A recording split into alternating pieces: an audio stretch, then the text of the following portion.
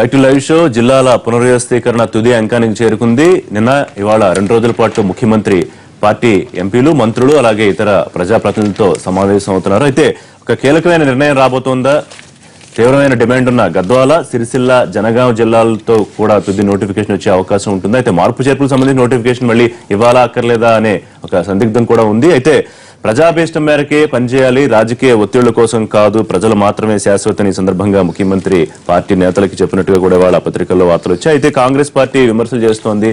జిల్లాలు పార్టీ నేతల కోసమే, కొత్త జిల్లాలు ప్రజల కోసం కాదు అని చెప్పి వాళ్ళు విమర్శలు చేస్తారు. మరోవైపు ముఖ్యంగా రైతులకు సంబంధించి ప్రభుత్వం విస్మరిస్తోంది. కరువు అలాగే వర్షాల వల్ల వచ్చిన నష్టాన్ని పూర్తి స్థాయిలో నివేదించి ఆ మేరకు సాయాన్ని తెచ్చుకోవడంలో ప్రభుత్వం విఫలమవుతోంది. ప్రత్యేక అసెంబ్లీ సమావేశపరిచి రైతుల సమస్యల మీద చర్చించాలని కాంగ్రెస్ పార్టీ డిమాండ్ చేస్తోంది. అలాగే ఎమ్మెల్యేలను కూడా కలవట్లేదు, మంత్రి అసెంబ్లీ నడిపించట్లేదు ముఖ్యమంత్రి అని చెప్పి కామెంట్స్ చేశారు. ఈ అంశాలకు సంబంధించి మాట్లాడదాం. లైవ్ షోలో ఇవాళ మనతో జాయిన్ అవుతున్నారు పొన్నం ప్రభాకర్ గారు, మాజీ ఎంపీ, తెలంగాణ కాంగ్రెస్ సీనియర్ నాయకులు. ఎం రఘునందన్ రావు గారు, బీజేపీ తెలంగాణ శాఖ సీనియర్ నాయకులు, సీనియర్ అడ్వకేట్. పాల్వాయి రజనీ కుమార్ గారు, తెలుగుదేశం తెలంగాణ శాఖ ముఖ్య అధికార ప్రతినిధి.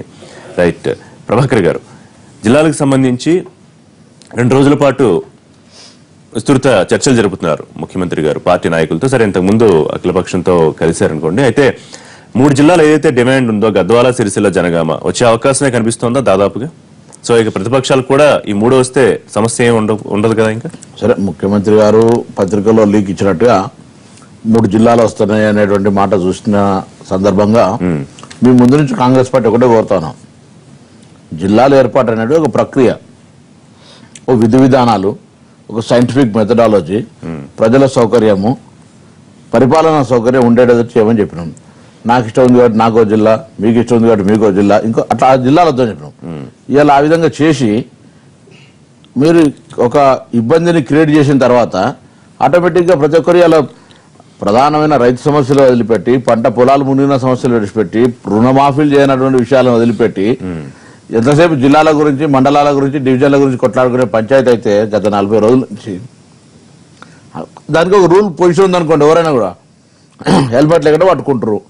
ఇప్పుడు హెల్మెట్ పెట్టుకోవడం చాలా మందికి అలవాటు అయిపోయింది. అట్లా ఒక సిస్టమ్ ఉండాలి కదా, సిస్టమ్ లేకపోవడం కారణంగానే ఈ కన్ఫ్యూజన్. ప్రాతిపదిక లేకుండా జిల్లాల పునర్విభజన జరుగుతుంది అంతే కదా. ముందు నుంచి కూడా మేము అదే అడిగేది, ఒక విధి విధానాలు ఇప్పుడు కూడా గైడ్ లైన్స్ ఏమి జిల్లాలు ఇంత జనాభా ఉండాలంటే మన 40 లక్షల జనాభా ఉన్న హైదరాబాద్ ఒకటే జిల్లా ఉంది.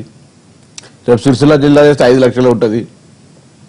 విధి విధానాలు ఏంటి, వాట్ ఈస్ క్రైటీరియా, ఏం మెథడాలజీని అడాప్ట్ చేస్తున్నారు మీరు? అది ప్రజలకు తెలవాలి, ట్రాన్స్పరెన్సీ ఉండాలి కదా. నాకు ఇష్టం ఉంది కాబట్టి ఒకటి వరంగల్ జిల్లాలో పంచాయతీ ఉంది కాబట్టి దయాకర్ రావు గారికి ఒక జిల్లా, కడియం శ్రీహరి గారికి ఒక జిల్లా, లేకపోతే ఇక్కడ కొండా మురళి గారికి ఒక జిల్లా, అట్లా కాదు కదా జిల్లాలు చేసేది.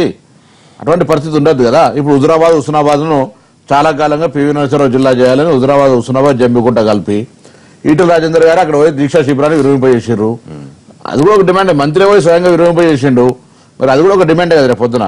ఇటువంటి పరిస్థితి ఉంది. నేను ఎందుకేమంటాను అంటే, నాకు ఆలోచన 100 ఉండొచ్చు, ప్రభుత్వంలో ఉన్న వాళ్ళకు ఆలోచన 100 ఉండొచ్చు, ప్రతిపక్షాలు ఉన్న వాళ్ళకి ఆలోచన ఉండొచ్చు, మీడియాకు ఉండొచ్చు. వీటన్నిటికీ జవాబు ఒకటే, ఒక రూల్స్ అండ్ రెగ్యులేషన్స్ ఉంటే అన్ని కూడా అందులో ఆ మూసలోకి వస్తాయి. ఇప్పుడు ఈ ప్రతిపాదన ఏదైతే ముఖ్యమంత్రి గారు అనుకుంటున్నారో గద్వాల, సిరిసిల్ల, జనగామ, సరే డిమాండ్లు కూడా ఉన్నాయి, వీటిని వెల్కమ్ చేస్తున్నారా కాంగ్రెస్? తప్పకుండా మేము దానిలో 100% వెల్కమ్ చేస్తాం. చేయకపోతే మేము అడుగుతున్నదే కదా, మేము కూడా అడుగుతున్నాం కదా దాని గురించి. వాటిని అడుగుతున్నే మేము అంటా ఉన్నాం, ఇటువంటి పరిస్థితి ఎందుకు వస్తా ఉన్నదో అని అడుగుతా ఉన్నాం. తాపకు ఒకసారి వాటికి మళ్ళీ ప్రాసెస్, కార్యక్రమం ఇవన్నీ జరుగుతా ఉన్నాయి. వాటితో పాటుగా ఇలా సోదరుడు బాల్కా సుమాన్ ఎంపీ గారి స్వస్థలం మెట్టిపల్లి ఉంది, దాని పక్కనే కొరుట్ల ఉంది. ముందు ముసాయిదాల కొరుట్ల డివిజన్ ప్రకటించారు, దాని తర్వాత మెట్టిపల్లి ప్రకటించారు. అవును, మెట్టిపల్లి ఉండే కొరుట్ల కూడా డివిజన్ చేయండి. మా దగ్గర హుజురాబాద్ ఉంది, హుస్నాబాద్ గతంలో మా ప్రభుత్వం డివిజన్ ఉంది, ఇప్పుడు హుజురాబాద్ చేసారు, హుస్నాబాద్ ఎత్తేసారు. అరే హుస్నాబాద్ కూడా ఉండండి డివిజన్. అటువంటి వాటితోటి ఒక ఉద్యమం ఎట్లా నడుస్తుందంటే, జిల్లా కంటే ఎక్కువ ఉద్యమం, మీరు డివిజన్ ఉద్యమం కాబట్టి మీ దాకా వస్తలే కావచ్చు. చాలా పెద్ద హుస్నాబాద్, కొరుట్ల ఉద్యమాలకు మీరు వెరిఫై చేసుకోండి. మీ రిపోర్టర్ అడిగి, లోకల్ రిపోర్టర్ అడిగి, చాలా పెద్ద ఎత్తున ఉద్యమం జరుగుతుంది. అంటే వాళ్ళు అక్కడ ఇచ్చిన డివిజన్ వ్యతిరేకం కాదు, పంచాయతీ తేలలేదు కదా. సో ఆ తర్వాత డివిజన్ కూడా ఆటోమేటిక్ కదా, తర్వాత కాదు కదా. రైట్. బాల్క సుమన్ గారు జాయిన్ అయ్యారు, పెదపల్లి ఎంపీ, టీఆర్ఎస్ ముఖ్య నాయకులు. సుమన్ గారు, అంటే ఏ ప్రాతిపదిక లేకుండా, ఒక ట్రాన్స్పరెన్సీ లేకుండా జిల్లాల పునర్విభజన జరుగుతోందా? ప్రభుత్వానికి నచ్చినట్టు, లేకపోతే అందులో అధికార పార్టీ నాయకులు నచ్చినట్టు జరుగుతోంది అనేది ప్రభాకర్ గారు, మాజీ ఎంపీ, చేస్తున్న విమర్శ. ముఖ్యమంత్రి గారు ఏ ప్రాతిపదికన జిల్లాలు చేస్తున్నారో చాలా స్పష్టంగా చాలా సందర్భాల్లో వారు స్వయంగా ఆల్ పార్టీ మీటింగ్లో చెప్పినారు, అదేవిధంగా కలెక్టర్ల కాన్ఫరెన్స్లో చెప్పినారు. చాలా సందర్భాల్లో అంతా అందరం మాట్లాడినాం. సో ఇప్పుడు అది ప్రాతిపదిక లేదనడం కరెక్ట్ కాదు. రెండవది ఏంటంటే జిల్లాల పునర్విభజన అనేటటువంటి అంశం కానీ, రెవెన్యూ డివిజన్లు కానీ, మండలాలు కానీ ఇవన్నీ కూడా ప్రజలకు పరిపాలనపరమైనటువంటి సౌలభ్యం కోసమే ఇది చేయాలనేటటువంటి ఆలోచన.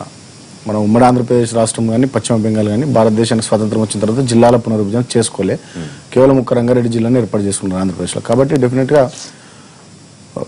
ప్రజలకు పరిపాలనపరమైనటువంటి సేవలు ఎండ్ మ్యాన్ దాకా అందాలంటే ఎంత స్మాలర్ అడ్మినిస్ట్రేటివ్ యూనిట్స్ ఉంటే అంత బెనిఫిట్ అనేది అంబేద్కర్ గారు ఫిలాసఫీ. సో దాంట్లో భాగమే ఆర్టికల్ 3 చిన్న రాష్ట్రాల ఏర్పాటు కానీ, ఇంకోటి కానీ, సంక్షేమ కార్యక్రమాలు కానీ, ప్రభుత్వ కార్యక్రమాలు కానీ, పేదరికాన్ని ఐడెంటిఫై చేయడంలో, ఇష్యూస్ని అడ్రస్ చేయడంలో కలెక్టర్లు కానీ, ఎస్పీలు కానీ, డిపార్ట్మెంట్ హెడ్స్ కానీ వాళ్ళందరికీ కూడా అడ్మినిస్ట్రేటివ్ యూనిట్స్ కొంచెం చిన్నగా ఉండడం వల్ల బెనిఫిట్ అవుతుంది అనేది ఒకటి. వాళ్ళ జిల్లాల పునర్విభజనకు ప్రాతిపదిక డెఫినెట్గా 3-4 లక్షల కుటుంబాలు ఉండడం ద్వారా అడ్మినిస్ట్రేటివ్ గ్రిప్ బాగుంటుంది అనేటటువంటి ప్రభుత్వానికి ఒక ఆలోచన. ఎక్సెప్ట్ హైదరాబాద్ విషయంలో డెఫినెట్గా పోలీసులు ఇచ్చిన సూచనలు కానీ, మిగతా ఇతర అన్ని అంశాలను కానీ దృష్టిలో పెట్టుకుని కొంత హైదరాబాద్ విషయంలోనే కొంత పాపులేషన్ ఎక్కువ తప్పితే మిగతా ఏ జిల్లాలో కూడా పాపులేషన్ పెద్దగా లేదు. రెండవది ఏంటంటే ఇప్పుడు వారు చెప్పినారు చాలా చోట్ల డిమాండ్లు ఉన్నాయి. డెఫినెట్గా డిమాండ్లు అన్నింటిని కూడా ప్రభుత్వం కన్సిడర్ చేయాలనే ఆలోచనలోనే ఉంది. అందుకనే ఇదంతా ఒక ప్రాసెస్. మొదట కలెక్టర్ల కాన్ఫరెన్స్ జరిగింది. కలెక్టర్లంతా కూడా జిల్లాలందరితో మాట్లాడి ఒక నివేదికను పొందుపరిచినారు. నివేదిక ప్రభుత్వం దాని తర్వాత యాడ్ చేయాలనే నిర్ణయం కాదండి. గద్వాల, సిరిసిల్ల, జనగామ ఈ మూడు జిల్లాల విషయంలో కేకే గారి నేతృత్వంలో ఒక కమిటీ వేసి అసలు ఏం జరుగుతుంది రిపోర్ట్ ఇవ్వండి అని 4-5 రోజుల్లో ముఖ్యమంత్రి గారు చెప్పినారు. రిపోర్ట్ వచ్చిన తర్వాత దాని విషయం మేము మాట్లాడతాం. సీఎం గారు ఆలోచన ఏంటంటే ముందే కలెక్టర్ల కాన్ఫరెన్స్ జరిగింది, అన్ని నివేదికలు తెప్పించుకున్న తర్వాతనే ఆల్ పార్టీ మీటింగ్ జరిగింది. మీటింగ్ ఇచ్చిన తర్వాత డ్రాఫ్ట్ నోటిఫికేషన్ ఇవ్వడం జరిగింది. ప్రజల నుంచి అభ్యంతరాలు, విజ్ఞప్తులు అన్ని కూడా స్వీకరిస్తూ అది ఫైనల్ డ్రాఫ్ట్ పోయే ముందు, ఫైనల్ నోటిఫికేషన్ పోయే ముందు మళ్ళీ ఆల్ పార్టీ రిషి గారు నేను ఒక్కటి అడుగుతున్నా, ఫైనల్ ఆల్ పార్టీ మీటింగ్ ఉంటుంది, దాని తర్వాత ఫైనల్ నోటిఫికేషన్ వస్తుంది. వచ్చే క్రమంలో అందరితో డెఫినెట్ అందరు స్టేక్ హోల్డర్స్ తో మాట్లాడతాం. దాంట్లో మాకేం బేషజాలు లేవు. మేము చేయాలనుకునేది ప్రజల కోసం కాబట్టి ఆ ప్రజల తరపున అన్ని పార్టీలతో దీనిపై మరో నోటిఫికేషన్ ఇవ్వాల్సిన అవసరం లేదని ముఖ్యమంత్రి గారే అభిప్రాయపడ్డారు. తర్వాత ఇవాళ సాయంత్రం వరకే నిర్ణయం చెప్పొచ్చని కొన్ని పత్రికలు వచ్చింది. సరే మీరు అన్నట్టు 4-5 రోజుల్లో కమిటీ నివేదిక ప్రకారం రావచ్చని కొన్ని పత్రికలు వచ్చింది. ఇప్పుడు సీఎం గారు మా పార్టీ ప్రజాప్రతినిధులతో మాట్లాడుతున్నారు. మా పార్టీ ఒకటి ఫైనల్ కాదు కదా, మా పార్టీ ప్రజాప్రతినిధుల అభిప్రాయాలు తీసుకుంటున్నారు. తదనంతరం డెఫినెట్ అన్ని విషయాలు ఫైనల్ అయిపోయిన తర్వాత ఆల్ పార్టీ మీటింగ్ ఉంటుంది, మాట్లాడతారు. రెండోది నేను ఏమంటున్నా, వారు 2-3 డివిజన్ల విషయాలు ద్వారా ఎన్టీవీ సాక్షిగా బాల్కా సుమన్ గారికి ఒక లెటర్ అంటే వారి ప్రజాప్రతినిధులు మా జిల్లాకు సంబంధించి మా ప్రజలు 3 ఎంపీలను, 12 మంది ఎమ్మెల్యేలను, 3 ఎమ్మెల్సీలను, జిల్లా పరిషత్తును, 11 మున్సిపాలిటీలను టీఆర్ఎస్ పార్టీ గెలిపించారు. జిల్లాకు ఒక కీర్తి ఉంది, దాన్ని మొత్తం ఎట్లా పడితే అట్లా కోసి జిల్లా కీర్తిని నష్టం చేయకపోని జిల్లా ప్రజల అభిప్రాయంగా ఒకటి రిప్రజెంటేషన్ ఇస్తాను. ఇది వారికి, దాని తర్వాత గౌరవ ముఖ్యమంత్రి గారు కూడా నేను ఎన్టీవీ వేదికగా ఇస్తా ఉన్నాను. కొద్దిగా తీసుకోవాలి సార్, ఇది సీఎం గారిది. దయచేసి ఆ కాగితాన్ని ఇప్పుడు సరే పొన్నం ప్రభాకర్ గారికి ఒక్కరికే కరీంనగర్ మీద ఏదో ప్రేమ ఉంది, మాకెవరికి లేదన్నట్టు వారు మాట్లాడారు. కరీంనగర్ మీద కోసేస్తున్నావు, అది కరెక్ట్. అది వల్ల నేను చాలా కేటగారికల్ గా చెప్పిన 3-4 లక్షల కుటుంబాలు ఉండడం ద్వారా డెఫినెట్ గా పేదల్ని ఐడెంటిఫై చేయడంలో, సంక్షేమ కార్యక్రమాలు, అభివృద్ధి కార్యక్రమాలు ఎండ్ పాయింట్ వరకు పోవడానికి కూడా ఆస్కారం ఉంటుందనే ఆలోచనలో భాగంగా జిల్లాలు, స్మాలర్ అడ్మినిస్ట్రేటివ్ యూనిట్స్, జిల్లాలే కాదు మండలాలు, రెవెన్యూ డివిజన్లు, అసెంబ్లీ నియోజకవర్గాలు, పార్లమెంట్ నియోజకవర్గాలు స్మాలర్ అడ్మినిస్ట్రేటివ్ యూనిట్స్ ఉండడం వల్ల ప్రజలకు, పేద ప్రజలకు లాభం అవుతుంది. అంబేద్కర్ గారి ఫిలాసఫీ దాని ప్రకారం ఈ ప్రభుత్వం ముందు పోతుంది తప్పితే కరీంనగర్ ను వేయడము, ఇంకో జిల్లాను వేయడం అటువంటిది వారు అన్నదానికి మా కరీంనగర్ జిల్లా వారు అన్నదాన్ని నేను కూడా చెప్తున్నా. మెట్పల్లి రెవెన్యూ డివిజన్ అనేది కోర్టులలో పోరాటం జరుగుతుందని వారు అంటున్నారు. నేను ఒకటి సూటి అడుగుతా ఉన్న వారిని, గతంలో మెట్పల్లి అసెంబ్లీ నియోజకవర్గ కేంద్రం, దాన్ని తీసేసి కొరుట్లను అసెంబ్లీ నియోజకవర్గ కేంద్రంగా మీ కాంగ్రెస్ పార్టీ చేసింది. ఆనాడు మెట్పల్లి ప్రజలు కానీ, మల్లాపూర్ మండలం కానీ, ఇబ్రహీంపట్నం మండలం కానీ మీ కాంగ్రెస్ వ్యతిరేకంగా ఏమైనా పోరాటం చేసిరా? ఇవాళ రెవెన్యూ డివిజన్ అంటే డెఫినెట్ గా కోరుట్ల మరీ జగిత్యాలకు దగ్గర అయిపోతున్నది కాబట్టి, జగిత్యాల జిల్లా కేంద్రానికి కొంత మెట్పల్లి దూరం ఉంది కాబట్టి మెట్పల్లిని రెవెన్యూ డివిజన్ చేసిరు, అంతే తప్ప ఇంకోటి కాదు. తర్వాత దాంట్లో పెట్టిన మండలాలు కూడా మేడిపల్లి కానీ కతలాపూర్ కానీ పాత మెట్పల్లి అసెంబ్లీ నియోజకవర్గం వారికి కూడా తెలుసు. సో దాంట్లో పెద్ద కాంట్రవర్సీ లేదు, దాంట్లో పెద్ద కాంట్రవర్సీ లేదు. ఇవాళ ఇప్పుడు రిషి గారు ఏది చేయాలనుకున్నా ప్రజల కోరిక మేరకు చేస్తుంది తప్పితే మన అభిప్రాయాలు సొంత ఆలోచనలు నిజంగా మేము అట్లనే చేయాలనుకుంటే ముఖ్యమంత్రి గారి కొడుకు వారు ప్రాతినిధ్యం వహిస్తున్నటువంటి సిరిసిల్ల జిల్లా కావాల్సింది కదా, ఎందుకు కాలే రఘునందన్ గారు ఏంటి గద్వాల సిరిసిల్ల జనగామ జిల్లాలు అవి కూడా రాబోతున్నాయా? వస్తే స్వాగతిస్తారు. ఎందుకంటే ప్రజల నుంచి ఆ మూడు ప్రాంతాల ప్రజల నుంచి చాలా ఉద్రిక్తమైనటువంటి పరిస్థితులు ఉన్నాయి. సిరిసిల్లకైతే గౌరవ మంత్రి గారు ఓర్లేనటువంటి పరిస్థితులు, లాఠీ చార్జీలు, ఎట్లయితే తెలంగాణ ఉద్యమంలో రోజాను రోజులు వంట వార్పులు రోడ్ల మీదకి వచ్చారో అట్లా సిరిసిల్లలో ఒక ఉద్యమం పెద్ద ఎత్తున జరుగుతూ ఉంది. అడ్వకేట్ చేసే నాయకత్వం లోపల అక్కడ సిరిసిల్లని అయితే చాలా ఉధృతమైన పరిస్థితులు ఉన్నాయి. స్థానికంగా ఉండే జడ్పీటీసీల మీద దాడులు, టీఆర్ఎస్ కౌన్సిలర్ల మీద దాడులు, ఆఖరికి మొన్న మంత్రి గారు పోతే మహిళా సోదరిమణుల మీద దాడులు, లాఠీ చార్జీలు, రకరకాలైనటువంటి ఉద్రిక్త పరిస్థితులు అయితే ఉన్నాయి. సో డిమాండ్ ఉంది. జనగామ మొదటి నుంచి డిమాండ్ ఉంది, సిరిసిల్ల ఉంది. గద్వాల అయితే అక్కడ ఉన్నటువంటి ఎమ్మెల్యే గారు రాజీనామా కూడా పోయినారు. జస్ట్ బికాస్ నేనున్నా కాబట్టి ఇది జిల్లాని ఇవ్వద్దు అని అనుకుంటున్నారంటే ఆ విషయంలో తను కూడా ఒక అడుగు ముందుకేసింది. ఒకవేళ ప్రభుత్వం పాజిటివ్ గా స్పందించి వీటిని మూడింటిని జిల్లాలుగా చేస్తే నిజంగా ప్రజాభిప్రాయాన్ని గౌరవించినట్టే అవుతుంది. అట్లా కాకుండా మొండిగా మేము హన్మకొండ అన్నం కాబట్టి హన్మకొండకి కన్ఫైన్ అవుతాం, పెద్దపల్లి అన్నం కాబట్టి పెద్దపల్లికి అవుతాం, లేకపోతే ఇంకొకరి కోసం వనపర్తి అంటున్నాం కాబట్టి వనపర్తి ఉంటాం అంటే అది కొంచెం ఇబ్బంది అవుతుంది. అక్కడ ఇప్పుడు మా జిల్లాని 3 యూనిట్లుగా తీసుకున్నారు, అట్లే మహబూబ్ నగర్ని కూడా 3 యూనిట్లుగా తీసుకున్నారు. అక్కడ కొంచెం అవసరాలు ఉన్నాయి. సోదరుడు చెప్తూ మెట్పల్లి కోరుట్ల 2 పక్కన ఉంటాయి కాబట్టి 2 రెవెన్యూ డివిజన్ కేంద్రాలు చేయలేకపోతున్నాం అన్నారు. కానీ నాగర్ కర్నూలు వనపర్తి మధ్యలో ఉన్న దూరం ఎంత, 2 జిల్లా కేంద్రాలు ఎట్లయితున్నాయి అనేది కూడా ఆలోచించాలి. ఇక్కడ కొన్ని సందర్భాల్లో ఫిక్స్డ్ లైన్స్ 2x2 4 లాగా ఫిక్స్డ్ ఫ్రేమ్ జిల్లాలకు కానీ రెవెన్యూ డివిజన్లకు కానీ వర్తించకపోవచ్చు. ఇప్పుడు మా దుబ్బాకను కూడా రెవెన్యూ డివిజన్ చేయాలని చెప్పి చాలా కాలం నుంచి ఆందోళన చేస్తా ఉన్నారు. దాన్ని సాబిటైజ్ చేసేందుకు ప్రభుత్వం దాని మీద ఒత్తిడి తీసుకురావడం రకరకాల. ఇప్పుడు మా సిద్దిపేట జిల్లాలో 3 అసెంబ్లీలు, దుబ్బాక, సిద్దిపేట, గజ్వేల్ 3 అసెంబ్లీలు ఉంటాయి. సిద్దిపేట ఒక రెవెన్యూ డివిజన్ అయింది, గజ్వేల్ ఒక రెవెన్యూ డివిజన్ అయింది. ఏం పాపం చేసింది మరి? చింతమడక, సిద్దిపేట, కేసీఆర్ గారు పుట్టినూరు, దుబ్బాక సార్ చదువుకున్నూరు, దాన్ని కూడా రెవెన్యూ డివిజన్ చేయమని అడుగుతున్నారు. దానికి అవకాశం ఇస్తలేరు. ఇప్పుడు సిరిసిల్ల నియోజకవర్గం ఒకవేళ రేపు మళ్ళీ సిరిసిల్ల జిల్లా అయితే ముస్తాబాద్ అటుపోతుందేమో తెలియదు, మళ్ళీ కొత్త ప్రాతిపదిక ఎట్లా వస్తుందో. ఇప్పుడు ముస్తాబాద్ని సిద్దిపేట కలుపుతామన్నారు. గంభీరావుపేట మండలంలో నుంచి ఒక 5 ఊర్లు మా దుబ్బాకకు ఆనుకొని ఉంటాయి, 7 కిలోమీటర్ల దూరంలో ఉంటాయి. వాళ్ళు మమ్మల్ని సిద్దిపేటలో కలిపండి అని వాళ్ళు నిరాహార దీక్షలు చేస్తా ఉన్నారు. ఇట్లా రకరకాల ఇష్యూస్ ఉన్నాయి. సో ఫిక్స్డ్ గైడ్ లైన్స్ అన్ని గ్రామాలకి, అన్ని జిల్లాలకి, అన్ని రెవెన్యూ డివిజన్లకి వర్తించకపోవచ్చు. ప్రతిపక్షాలు చెప్తుంది ఏముంది? ఒక శాస్త్రీయబద్ధంగా ప్రజా డిమాండ్ ని పరిష్కరించండి అంటున్నాం. చిన్న యూనిట్లు వద్దని చెప్పలేదు. అంబేద్కర్ గారు 6,000 అభ్యర్థనలు వచ్చినాయి. అంబేద్కర్ గారు చెప్పినా, లేకపోతే దీన్ దయాళ్ ఉపాధ్యాయ గారు చెప్పినా కానీ అంత్యోదయ అంటే పేదోళ్లలో చివరి వాడికి అన్ని కనీస సౌకర్యాలు, కనీస ఫెసిలిటీస్ ప్రభుత్వం ఇచ్చే పథకాలు చేరాలని అందరు కోరుకున్నారు. సో ఇప్పుడు కాంగ్రెస్ అయినా మీరైనా ఆరోపించేది ఏంటి? ఏ ప్రాతిపదిక ట్రాన్స్పరెన్సీ సరైన ప్రాతిపదిక లేకుండా రాజకీయ కారణాలతో జరుగుతుంది అంటున్నారు ప్రతిపక్షాలు. ప్రజలు ముక్తకంఠంగా హన్మకొండ వద్దు సార్, ఎట్లయితే హైదరాబాద్, సికింద్రాబాద్ జంట నగరాలని కొన్ని ప్రత్యేక కారణాల వల్ల మీరు ఒకటే జిల్లా ఉంచినారో వరంగల్, హన్మకొండను కూడా అట్లే ఉంచండి, అవసరం అనుకుంటే గ్రామీణ ప్రాంతాలను ఇంకో జిల్లా చేయండి, మాకు అభ్యంతరం లేదు అన్నారు. లేదా హన్మకొండను తీసేసి మాకు జనగామ ఇవ్వండి అనేది ఆ ప్రాంత ప్రజలు చేస్తున్నటువంటి ఆందోళన. దీనికి నేను మళ్ళీ చెప్తా ఉన్నాను, కరెక్ట్ ఇట్లా పెట్టి గీయాలి, కరెక్ట్ అట్లా పెట్టి గీయాలి, 2 లక్షలు ఉండాలి, 5 లక్షలు ఉండాలంటే స్టాటిస్టిక్స్ కుదరవు కొన్ని సందర్భాల్లో.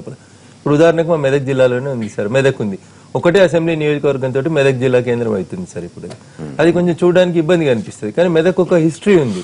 మెదక్ అనే పేరుకి ఒక హిస్టరీ ఉంది. ఇలా నేను మెదక్ వద్దాను అనుకో, మా జిల్లా వాళ్ళు నన్ను కొడతారు అక్కడ. కానీ ఒకటే అసెంబ్లీ కాన్స్టిట్యున్సీ తోటి ఒక జిల్లా ఎట్లా అవుతుంది అనేది మళ్ళీ సైంటిఫిక్ ఎంతవరకు ఫీజిబుల్ ఉంటుందని ఒకసారి ఆలోచించుకోవాలి. ఇలా రకరకాల ఇష్యూస్ ఉన్నాయి సార్. అందుకని కరెక్ట్ గీతలు గీసి దాని గైడ్ లైన్స్ ఇచ్చి చేయలేము. ప్రజాభిప్రాయాన్ని గౌరవించాల్సిందే. దాంట్లో ఇప్పుడు సిద్దిపేట జిల్లా అయింది, ముఖ్యమంత్రి గారు కూడా అదే అంటారు, ప్రజాభిష్టం మేరకే జిల్లాలో చెప్పినాయండి సార్. ఈ పక్కన కామారెడ్డి అయింది, కామారెడ్డికి మెదక్ దూరం ఎంత, కామారెడ్డికి సిద్దిపేటకు దూరం ఎంత, కామారెడ్డికి సిరిసిల్లకు దూరం ఎంత, కామారెడ్డికి నిజామాబాద్ కి దూరం ఎంత. 5 జిల్లా కేంద్రాలు అయిపోతున్నాయి అక్కడే కామారెడ్డి చుట్టుపక్కల. సో దీనివల్ల కొన్ని చోట్ల సౌకర్యాలు వస్తున్నాయి, కొన్ని చోట్ల గతంలో టీఆర్ఎస్ పార్టీగా చేసినటువంటి వాగ్దానాల వల్ల చేయాల్సిన పరిస్థితి వస్తుంది. వీటిని అన్నింటినీ శాస్త్రీయంగా పబ్లిక్ డొమైన్ లో పెట్టినప్పుడు వచ్చిన కంప్లైంట్స్ ని కూడా కొంచెం న్యాయబద్ధంగా పరిశీలించండి. ఈ 3 కొత్త జిల్లాలు నిజంగా ఇవ్వాలని నిర్ణయం తీసుకుంటే దాన్ని స్వాగతించాల్సిందే. ఎందుకంటే అక్కడ ప్రజల నుంచి విపరీతమైనటువంటి ఉద్యమాలు, ఒత్తిడి ఉంది. జనగామ, సిరిసిల్ల, గద్వాల 3 అయితే రోడ్ల మీదనే ఉన్నారు జనాలు గత 40 రోజుల నుంచి. కాబట్టి నిజంగా ఒకవేళ సుమన్ గారు చెప్పినట్టు మేము ప్రజాభిప్రాయాన్ని గౌరవించే చేస్తాం, ప్రతిపక్షాలను కూడా పరిగణలోకి తీసుకుంటామంటే ఈ 3 జిల్లాలు ఇవ్వాల్సిందే, రెస్పెక్టివ్ ఆఫ్ పార్టీస్ తీసుకుంటారు. కానీ మీరు రాజకీయ విమర్శలు చేస్తూ మంత్రికో జిల్లా అంటే రాజకీయ విమర్శలు చేయలేదు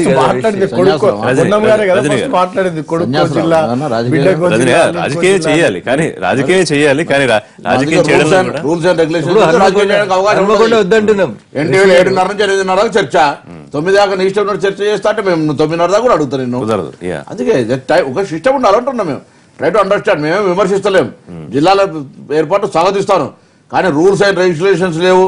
నీ ఇష్టం ఉన్నట్టు చేసుకుంటా. ముఖ్యమంత్రికి ఇష్టమైంది 3 జిల్లాలు వస్తాయి, ముఖ్యమంత్రికి ఇష్టం లేదు 20 జిల్లాలు వస్తాయి. ఏ పద్ధతి?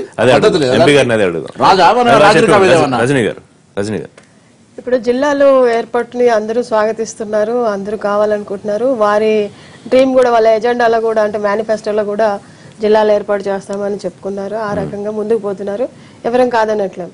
అయితే కొన్ని చోట్ల చాలా ఇబ్బందికరమైనటువంటి పరిస్థితులు కనపడుతున్నాయి. అంటే ముఖ్యంగా కొన్ని కాన్స్టిట్యున్సీలలో, ఇప్పుడు నా కాన్స్టిట్యున్సీ నేను ఎగ్జాంపుల్ తీసుకొని చెప్పాల్సి, తుంగతుర్తి కాన్స్టిట్యున్సీ వచ్చేసి దాదాపు 3 జిల్లాలలో విస్తరించి ఉన్నది. అటువంటి చోట ఏమవుతుందంటే ఇప్పుడు నల్గొండ జిల్లాకి ఒక మండలము, లేదా యాదాద్రి జిల్లాకు ఒక మండలము, మిగతావి సూర్యాపేట జిల్లాకి ఇట్లా ఉండడంతో ఏమైతుంది కొంత. ఇప్పుడు మనం దేనికోసమైతే ఏర్పాటు చేసుకున్నాము, ఒక సదుద్దేశంతో పరిపాలన సౌలభ్యం కోసం ఏర్పాటు చేసుకోవాలని ఆలోచన చేసినటువంటి సందర్భంలో ఈ రకంగా కొన్ని నియోజకవర్గాలలో ప్రత్యేకించి, ఎందుకంటే ఆల్మోస్ట్ 11 నియోజకవర్గాలలో ఇటువంటి ఇబ్బందికరమైనటువంటి పరిస్థితులు ఉన్నాయి. ఈ పరిస్థితులలో ఏమవుతుందంటే, ఇప్పుడు మా నియోజకవర్గాన్ని నేను ఎగ్జాంపుల్ గా తీసుకున్నప్పుడు, ఇప్పుడు నేను 3 జిల్లాలకి, అంటే అక్కడ ఉన్న ఎమ్మెల్యే గారు కావచ్చు, లేకపోతే ఆ కన్సల్ట్ మినిస్టర్, మీరు ఇప్పుడు అన్నట్లు ఒక జిల్లాకు సంబంధించినటువంటి మినిస్టర్ ఆ జిల్లాలో పరిమితిలో ఉన్నటువంటి సందర్భంలో ఇప్పుడు 3 అంటే మనం ఈ లెక్కన మీరు మాట్లాడిన దాని ప్రకారం అయితే జిల్లాకు మంత్రి అనేది అది ఇంపాసిబుల్, అది సాధ్యం కాదు. ఎందుకంటే అదే కాదు, అంటే మనకు కూడా రాజ్యాంగ పరంగా ఉన్నటువంటి గైడ్ లైన్స్ ప్రకారం చూసుకున్నప్పుడు ఇంతమంది అసెంబ్లీ సభ్యులు ఉన్నప్పుడు ఇంత ఉండాలనేది ఒకటి ఉంది. కాబట్టి దానికి లోపల మనకు 18 మంది ఉండే అవకాశాలు సాధ్యం కాదు. కాబట్టి ఆ రకంగా ఇబ్బందులు అయ్యే పరిస్థితులు ఉన్నాయి. ఇంకా మోర్ ఓవర్ నేను అనేది ఏంటంటే, మీరు ఎట్లాగూ ఇన్ని రకాలుగా డిమాండ్స్ వచ్చినాయి, రెవెన్యూ డివిజన్స్, మండలాలు కూడా కొన్ని చోట్ల ఏమైతుందంటే రిషి గారు, అక్కడ ఉన్నటువంటి స్థానిక నాయకులు ఎవరైతే ఉన్నారో వాళ్ళ సొంత ఊరు అయితే దాన్ని ఒక మండలంగా చేయాలి. ఆ మండలం చేయడం వల్ల ఇప్పుడు ఏమైతుందంటే ఇది పరిపాలన సౌలభ్యం కోసం కంటే కూడా ఇబ్బందికరమైనటువంటి పరిస్థితులు కూడా దాపురిస్తున్నాయి. అధికార పార్టీ నేతలకు చాలా క్లియర్ గా ముఖ్యమంత్రి చెప్పింది ఏంటంటే, పదవులు తాత్కాలికం, ప్రజలే శాశ్వతం.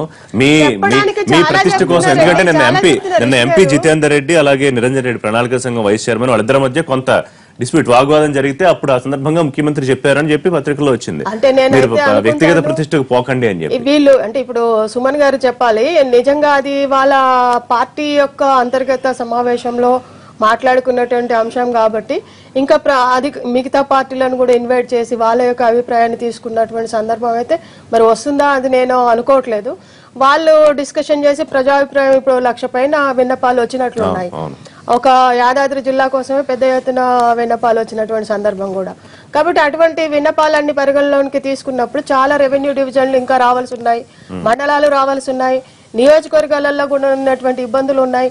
వాటన్నిటిని కూడా పరిగణలోనికి తీసుకోవాల్సినటువంటి అవసరం ఉంది. అదేది లేకుండా ఇప్పుడు కేసీఆర్ గారు స్పష్టంగా చెప్తున్నారు, రేపు దసరా రోజున అన్ని ఒకేసారి ఒకే ముహూర్తానికి అన్ని ఓపెన్ అవ్వాలి, అన్ని జిల్లాలు ఇది అవ్వాలని. అయితే కొంత ఇది ఇక్కడ ఏమైతుందంటే, మీ ఎమ్మెల్యే 3 జిల్లాలో పండుగ చేసుకోవాలి, మా ఎమ్మెల్యే హుస్నాబాద్, 2 మండలాలు వరంగల్, 2 మండలాలు కరీంనగర్, 2 మండలాలు సిద్దిపేట. ఆయన పండుగ తిరగలవాలి అర్థం నిజంగా కూడా లేదు ఇది చెప్పనియండి.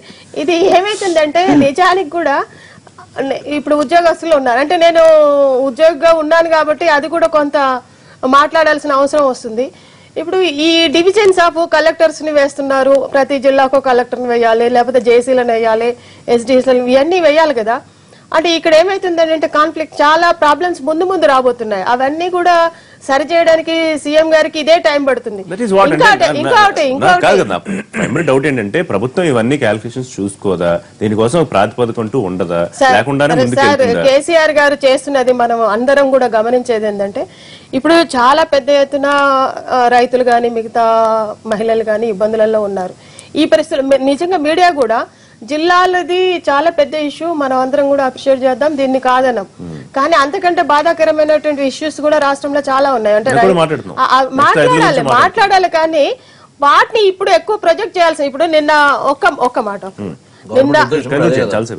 అలాంటివి చేయాల్సినటువంటి సందర్భంలో అవి చేయకపోవడం కూడా ప్రజలు చాలా ఇబ్బంది పడుతున్నారు. వాటిని కూడా మీరు పరిగణలోకి తీసుకోవాలని సుమన్ గారి ద్వారా ప్రభుత్వానికి విజ్ఞప్తి చేస్తున్నారు. సుమన్ గారు, మీరు ఎంత చెప్పినా సరే రూల్స్ రెగ్యులేషన్స్ ప్రభాకర్ గారి వర్షంలో చెప్పాలంటే అవి లేకుండా జరుగుతోంది మీరు చెప్పండి, జిల్లాల పునర్విభజన. ఉంటే పేపర్ తీయండి మీరు. ప్రభాకర్ గారు మేము చేసేదాన్ని సమర్థిస్తారని నేనైతే అనుకున్నాను. మంచిని సమర్థిస్తాము, ఏదో ఒకటి తీస్తారు, ఏదో ఒకటి వారు మాట్లాడతారు. మంచిని సమర్థిస్తారు. బట్ నేను చెప్పినట్టుగా భారతదేశానికి స్వాతంత్రం వచ్చిన తర్వాత పశ్చిమ బెంగాల్, ఉమ్మడి ఆంధ్రప్రదేశ్ 2 రాష్ట్రాలు జిల్లాల పునర్విభజన చేసుకోవాలి. టీఆర్ఎస్ పార్టీ ఇప్పుడు చెప్పడం కాదు, ఉద్యమ సందర్భంలో వ్యతిరేకం కాదే మేము చెప్తా ఉన్నాం. అంటే ఇప్పుడు మేము వ్యతిరేకం కాదని అంటున్నా కాంగ్రెస్ పార్టీ నోరుతో నవ్వుతూ నొసలతో ఎక్కిరిస్తున్నట్టున్నది. గద్వాల జిల్లా చేయాలంటారు, పక్కకున్న వనపర్తిని మీతో దీక్షలు కూర్చోబెట్టుకోరు, వనపర్తి ఎమ్మెల్యే మీకు సహకరించాడు జిల్లా చేయాలని. సో ఎట్లా సాధ్యం? మీ పార్టీలోనే ఏకాభిప్రాయం లేదు. మీ అభిప్రాయాలు, మీ నిర్ణయాలను మా మీద రుద్ది మీరు చేసి తీరాల్సిందే, లేకపోతే మిమ్మల్ని తిడతాం. వాళ్ళ దూరంలో ఏమంటుందంటే పూర్తి స్థాయిలో కన్సెన్సస్ రాకపోయినా మాక్సిమం 90%, 95% ఒక రకమైనటువంటి ఏకాభిప్రాయం దిశగా తీసుకెళ్లి చేయాలనేటటువంటిది ఆలోచన. రెండోది ఏంటంటే వీరు పదే పదే మాట్లాడుతూ ఏదో మేము మా కోసం చేసుకుంటున్నాం అనేటటువంటి ధోరణి వాళ్ళ మాటల్లో కనబడుతుంది. అది కరెక్ట్ కాదు. ఆల్ పార్టీ మీటింగ్ పెట్టి అన్ని విషయాలు చర్చించిన ముఖ్యమంత్రి గారు మళ్ళీ కూడా పెడతాం, మళ్ళీ కూడా ఫైనల్ నోటిఫికేషన్ వచ్చే ముందు డెఫినెట్ ఆల్ పార్టీ మీటింగ్ తీసుకున్నాక పెడతారని అడుగుతున్నారు. ఫైనల్ నోటిఫికేషన్ ఇచ్చే ముందు ఆల్ పార్టీ మీటింగ్ లో మాట్లాడే నిర్ణయం ఆల్ పార్టీ మీటింగ్ జరిగిన తర్వాతనే ఫైనల్ నోటిఫికేషన్ వస్తుంది ఒకటి. రెండోది కూడా ఏంటంటే ఇప్పుడు నేను చాలా స్పష్టంగా కేటగారికల్ గా ఇన్ని విషయాలు చెప్పిన. గతంలో మీరు చూసినట్టయితే జిల్లాల ఏర్పాటుకు సంబంధించి గతంలో నిర్ణయం వెలువరించక ముందే ప్రతిపక్ష పార్టీలు కొడుక్కో జిల్లా, అల్లునికో జిల్లా, బిడ్డకో జిల్లా అని మీరే విమర్శిస్తారు. కొత్తగా వచ్చిన వాళ్ళ కోసం జిల్లాలని మీరే అంటారు. అంటే ఎటువంటి దాటి మీరే మాట్లాడతారు. ఏదైనా ఒక అంశాన్ని పక్కకు పెట్టేసరికి మళ్ళీ అక్కడ ఉద్యమాల్ని మీరే రెచ్చగొట్టి అక్కడ ప్రజల్ని మళ్ళీ మీరే గొడవలు చేపిస్తారు. అంటే చేస్తేనేమో ఒక రకంగా, చేయకపోతేనేమో ఒక రకంగా. అంటే ప్రతిపక్ష పార్టీలు ఇవాళ చిత్తశుద్ధి కొరవడింది. ప్రజల కోణంలో ఆలోచించకుండా కేవలం రాజకీయంగా లబ్ధి పొందాలని ఆలోచన కాంగ్రెస్. సుమన్ గారు మాట్లాడినట్టుగా 17 సెప్టెంబర్ ప్రతిపక్ష నాయకునేమో కాంగ్రెస్ గవర్నమెంట్ కూర్చోని మాకు చెప్పి 17 సెప్టెంబర్ ఆయన చేయమంటేనో ముఖ్యమంత్రి అయిన తర్వాత ఎవరు పిచ్చోళ్ళు ఓడర్ మాట్లాడుతుంటాడని మాట్లాడినటువంటి పరిస్థితుల్లో అంత డబల్ స్టాండ్ చేసే పరిస్థితి లేదు. కానీ సీఎల్ కూడా అంటున్నాం, కొడుకోటి, బిడ్డకోటి, అల్లునుకోటి అంటున్నప్పుడు మీరు జిల్లా సిరిసిల్ల ఇవ్వడం ఆపారు. మేము ఆ బాధ్యత నేర్చుకొని సిరిసిల్ల ప్రజల కాళ్ళు మొక్కి మా మాటకే బంద్ చేసినట్టు అంటాం. కానీ అన్నిటి కూడా అట్లే అమలు చేయాలి కదా. మంత్రి పదవులు మీకే 4 అంది, పదవులు మీ ఇంటికే ఎందుకు అన్నప్పుడు వాటి కూడా త్యజిస్తే నిజంగా మీరు త్యాగ పురుషులు. ఇవి మాత్రం ఉంటాయి. మా పేరు జిల్లా నాపి ఒక బహిరంగ లేఖ రాసేసి మీరు అట్టినే ఊరి నెట్టేస్తే మా మాటకంత విలువ ఉన్నదంటే నిజంగా మేము పోయి సిరిసిల్ల ప్రజల కాళ్ళు మొక్కుతాం. జిల్లా రాలే, మా పార్టీ వచ్చినాక ఇస్తాం, లేకపోతే ఇంకేదో చెప్తాం. కానీ అది కారణం చూపెట్టి మీరు మమ్మల్ని మీటింగ్ మా ఎంపీ మా అందరూ సిరిసిల్ల అందరూ తెలుసు. మా ఎంపీ మా సెంట్రల్ బ్యాంక్ ప్రెసిడెంట్ కేటీఆర్ గారు హరీష్ గారు మినిస్టర్ వాళ్ళ కుటుంబానికి మంత్రులు అంటే నేను చెప్తున్నా. హరీష్ కేటీఆర్ గారు ఎట్లా పనిచేస్తున్నారు రాష్ట్ర ప్రజలందరూ ఉంది. ప్రజల ఆమోదం వాళ్ళకు ఉందండి. ప్రజల ఆమోదం వాళ్ళకు ఉంది. సేమ్ జవాబు ఇవాళ ప్రజల్ని రెచ్చగొడుతున్నాయా లేకపోతే ప్రజలు కావాలనుకుంటే ప్రతిపక్షాలు మద్దతుగా ఉన్నాయా? రిషి గారు ఇక్కడ చాలా డిఫరెన్స్ ఉంది.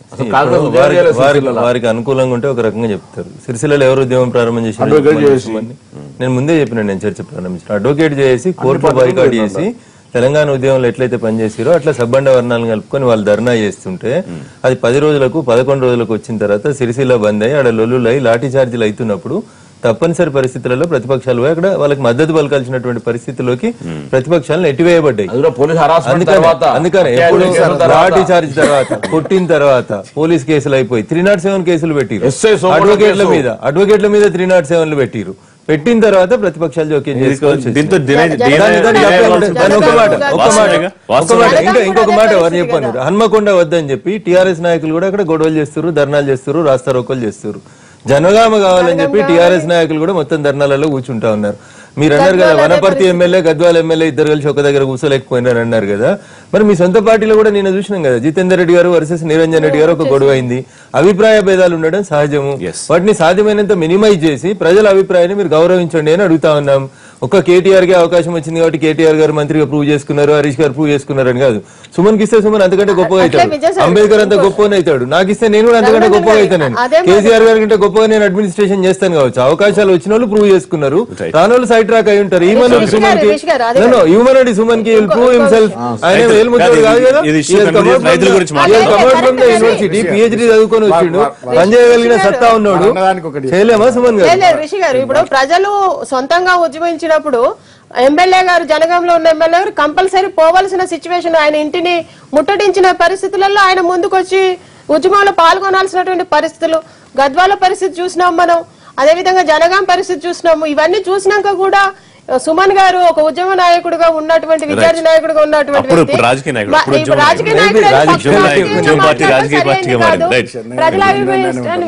నేను ఒక విషయం చెప్తున్నా. సిరిసిల్ల విషయంలో డెఫినెట్ గా అక్కడ ప్రతిపక్షాలు, అక్కడ స్థానికంగా ఉండేటటువంటి ప్రజలను రెచ్చగొట్టినాయి.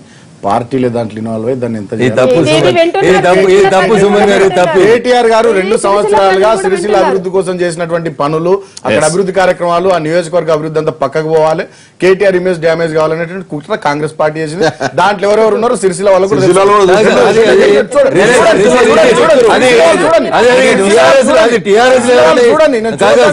చిన్న అది వాళ్ళ సొంత పార్టీలో ఎవరైనా ఏపిస్తున్నారు కేటీఆర్ ఇమేజ్ కోసం అంటే అది మీరు చెప్పారు, కానీ మా కోసం అయితే చెప్పకూడదు.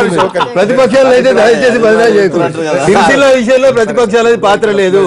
ప్రజల ఆందోళనకి మద్దతుగా ప్రజల సుమన్ గారు ఒక చిన్న సవరణ మీరు చేసుకోవాలి. సిరిసిల్లాలో ఎవరు చేసిరో వారు ఏం జరుగుతుందో పొన్నం ప్రభాకర్ గారికి తెలుసు, రఘునందన్ రావు గారికి తెలుసు, సుమన్ గారు అక్కడ ఉండి సుమన్ గారు ఏందో ఇంకా నాకు తెలుసు.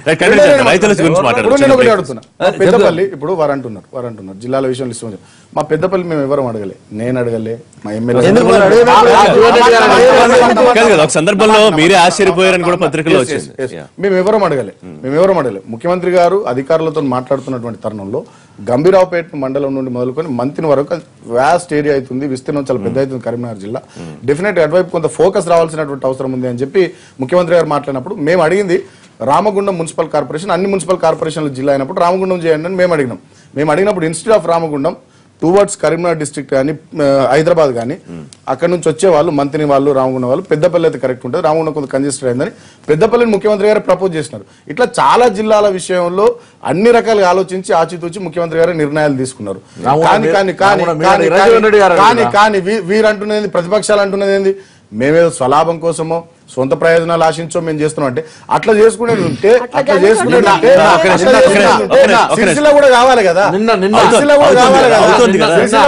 సిరిసిల్ల కూడా సొంత లాభము ప్రయోజనాలు ఆశిస్తే సిరిసిల్ల కూడా కావాలి కదా, సిరిసిల్ల కూడా డ్రాఫ్ట్ నోటిఫికేషన్ ఉండాల్సింది కదా. ప్రయోజనాలు ఆశిస్తే డ్రాఫ్ట్ నోటిఫికేషన్ ఉండేటుండే కదా, ఉండేటుండే కదా అంటున్నాను నేను. ఆనాడు సిరిసిల్లను ముఖ్యమంత్రి గారు జిల్లా ఇస్తున్నాడు, మీ కాంగ్రెస్ పార్టీ కొడుకో జిల్లా, అల్లునికో జిల్లా, బిడ్డకో జిల్లా మీరే తిడతారు. సిరిసిల్లను జిల్లా కాకుండా పక్క పెడితే మళ్ళీ అక్కడ ప్రజల్ని రెచ్చగొట్టించి కేటీఆర్ గారు ఇమేజ్ డ్యామేజ్ గొడవలు చెప్పిస్తారు. చిన్న బ్రేక్ తీసుకుందాం, బ్రేక్ తర్వాత చర్చ కొనసాగిద్దాం.